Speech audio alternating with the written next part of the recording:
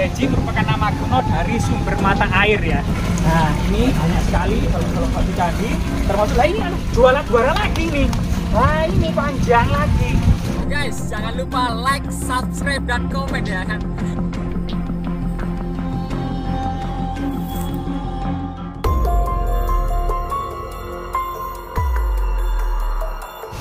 Pemirsa, saat ini kita terus berupaya menyibak peradaban masa lalu. Dari segi pola-pola kesejarahannya, legenda-legendanya, cerita-cerita mistis, folklore, maupun kemudian pengalaman-pengalaman yang ada di tengah-tengah masyarakat, baik masa lalu hingga saat ini. Kita berada di kebun bambu, siapa sangka di sini ada struktur kuno gitu ya, yang ternyata di desa Tamiajeng ini pernah ditemukan prasasti Tamiajeng gitu ya, pada masa-masa akhir Majapahit, pada masa Dyasura Prabawa maupun pada masa Giri Sawardana. Dan di situ ada berbicara tentang Pangadeking Kartini Roh Tugu, artinya mendirikan sebuah lingga ya atau tugu yang diduga di sini sangat berhubungan dengan pemujaan agama yang bersifat siwais ya, yaitu dari dinaungi oleh pejabat tinggi kerajaan Majapahit Dharmadaksa Kasaiwan. Dan siapa sangka di sini juga ada semacam air keabadian atau tirta amerta ya. Coba kita lihat di sini.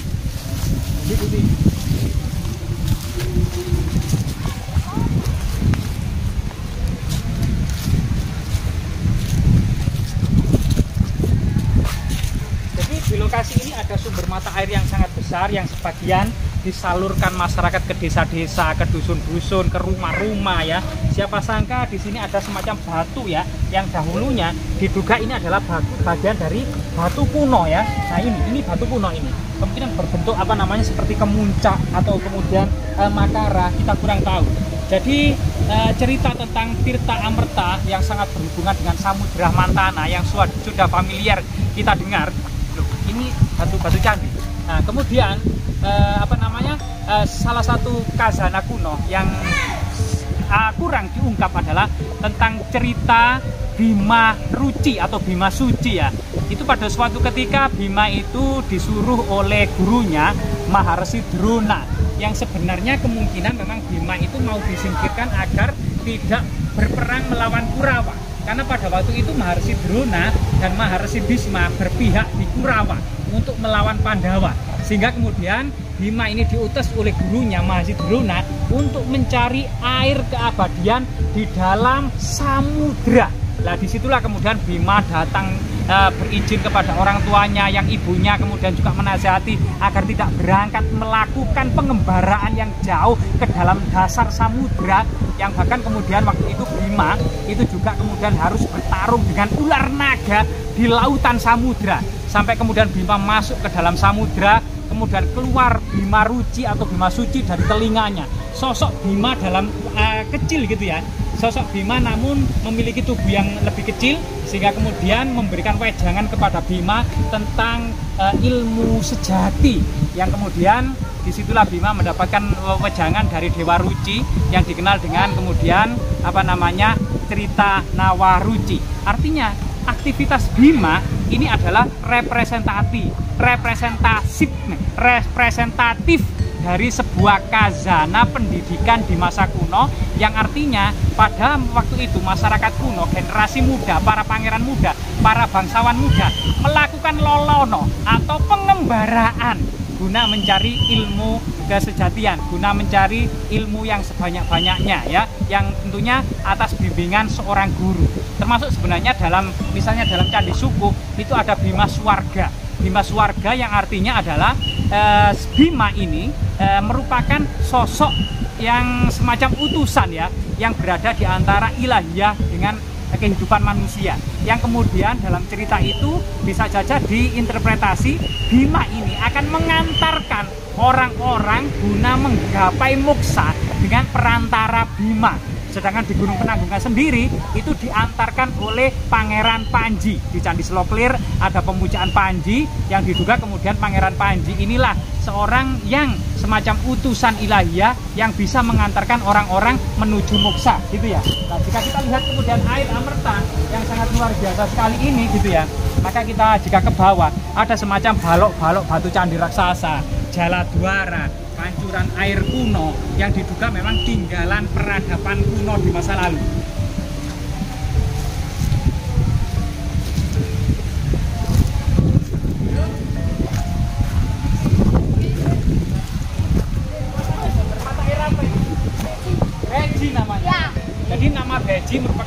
kuno dari sumber mata air ya. Kemungkinan ini sumber mata air abadi gitu ya. Coba kita lihat.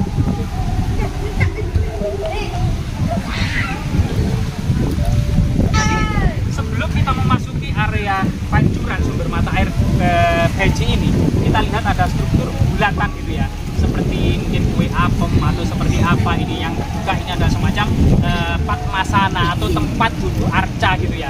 Diduga ini adalah padmasana atau tempat duduk arca yang saat ini kemungkinan arcanya sudah tidak ada lagi. Di sini juga ada balok-balok batu candi dengan lubang-lubang misterius gitu ya, yang kemungkinan semacam kayak batu persajian gitu ya. Di sini juga ada teman-teman. Nah, ini yang sebagian tersemen ini. Nah, di sini juga ada semacam lubang-lubang tertentu yang mirip dengan batu dakon gitu ya. Yang diduga batu dakon ini memiliki fungsi magis sakral sebagai kemudian tempat persajian. Jadi banyak sekali hal-hal ya, termasuk di sini teman-teman.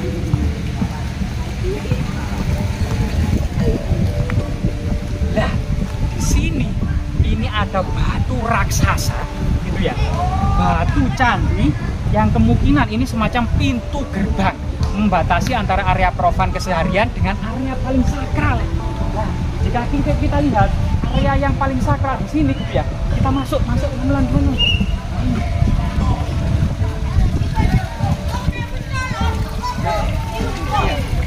Kita lihat di sini, oh, ternyata handuknya jatuh kena angin ya, kita kembalikan ya. Nah, di sini ada semacam jala duara atau pancuran air.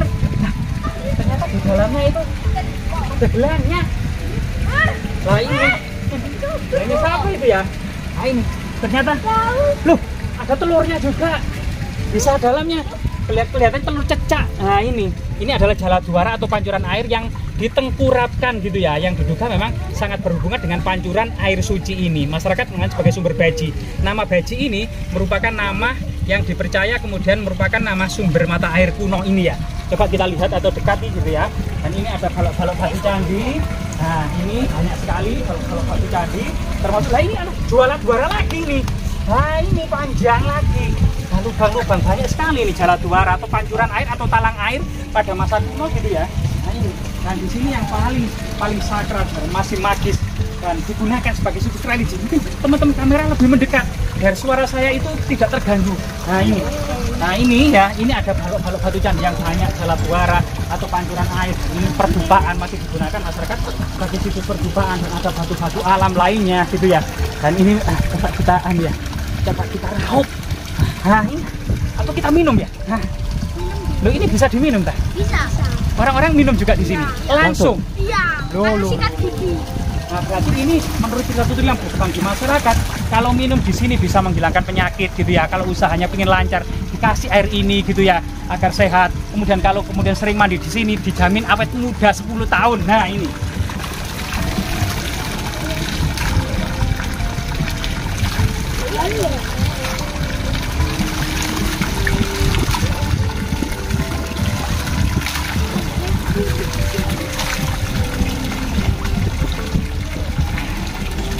Ini luar biasa segar sekali gitu ya.